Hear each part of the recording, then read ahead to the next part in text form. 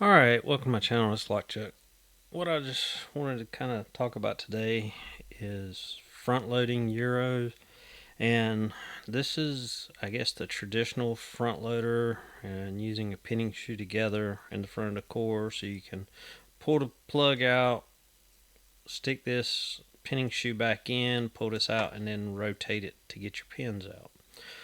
Well, I've always struggled with that. It could be just the way the edges are. I need a better print quality. I'm not quite sure. But I've always had problems using this style.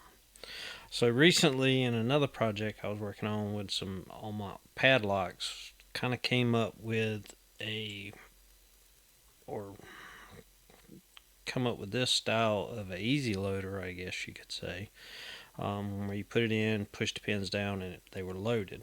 So I said, why can't I do this for a Euro? Well, one of the biggest problems with standard Euro cylinders is they're not all the same spacing. Both of these use the Y or Yale keyway, but if you look at the difference in the spacing there, this one has 5 pins in the space that this one has 4 pins. So there's a little bit of difference in variation in spacing. It's not a standard thing. You'll have all these different ones. But, for me, it's easy to print, easy kind of to reconfigure and just be able to print them. So I have it. And I do have this one kind of marked with an M because it was I designed it to the Mila, and then this one's got a Y for the Yale, and this is a standard Yale. It's actual Yale brand lock. So the way this works is after you get it picked, I've already removed the brass clip on the back. You insert your pinning shoe like so. And normally this would be a full Euro because otherwise you can just use a plug filer.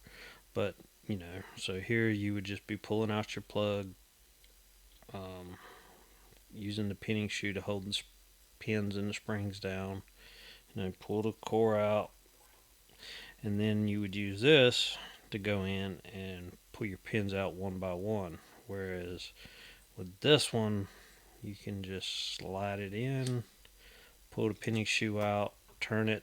You'll hear the pins probably spring. Let's see if we can hear that. I'll kind of hold it up towards the mic. All the pins just sprung in.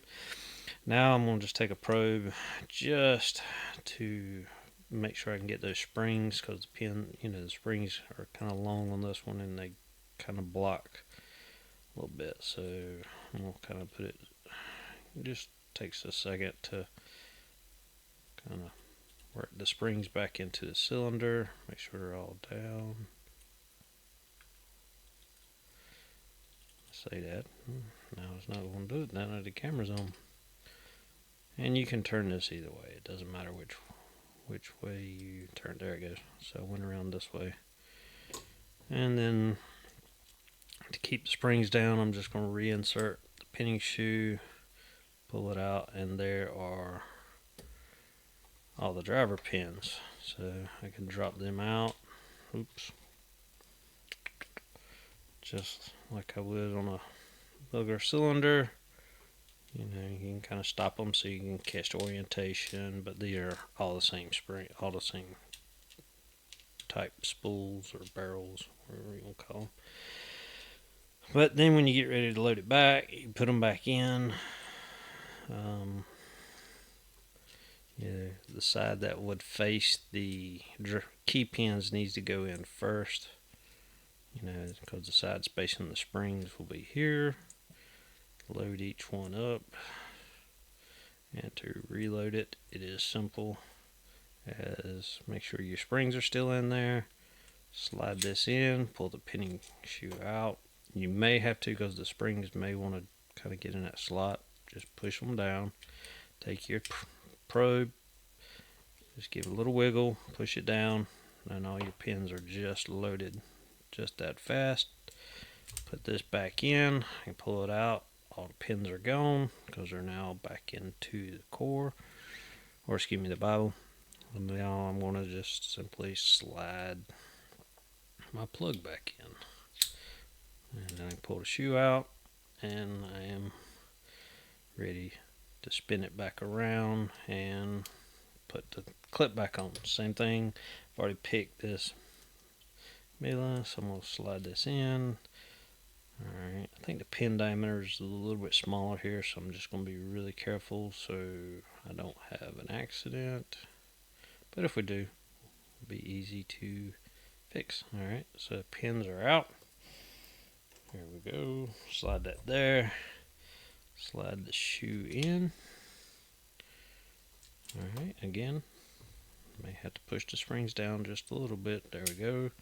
Everything jumped in there, and we're going to turn it, and we'll put the shoe back in just to hold the springs in. Pull the core out, and then you can see just like that, and there's all 5 pins. And I'll put them back in, reverse the process, wiggle it just a little bit just to get all the, you do have to just get everything aligned. Make sure you can sweep this in and out as long as it can sweep all the way across. You put all the pins back, put the bending shoe back on, pull this out, all the pins are gone, and grab my plug and slide it right back in. There we go, just that fast. Alright, and we'll just rotate this around. I think the pins are, yep, pins are right there. So, yep, and I can put my clip back on. Alright, so how, if we got multiple sizes, okay, of course, got these marked by brand, but the easiest thing to do, a lot of times Euros have, you can see where they drilled possibly the pins either from the top, or you can see where the brass, they drove them in. So basically just take one that's close, and if you hold it up to it and look, you can tell that the first 5 pins line up. This one doesn't have 6, but I made this 4 6 pins in case I have one somewhere, and it fits up perfect. So that one does it. You look at this one, nope, they don't line up. So I'll grab this one. Yep, that lines up perfect. And no, it does not line up with that one. So but you may play with these a little bit more and make a few more different sizes. But if you got a printer or something and you're interested in it, I'll have the files down. I'll eventually have a link down below for Thingiverse, or if you know where my Thingiverse account is, it'll be under my name. But anyway, just wanted to let people know about that, and if you're interested, you can print these yourself. Alright, thanks for watching.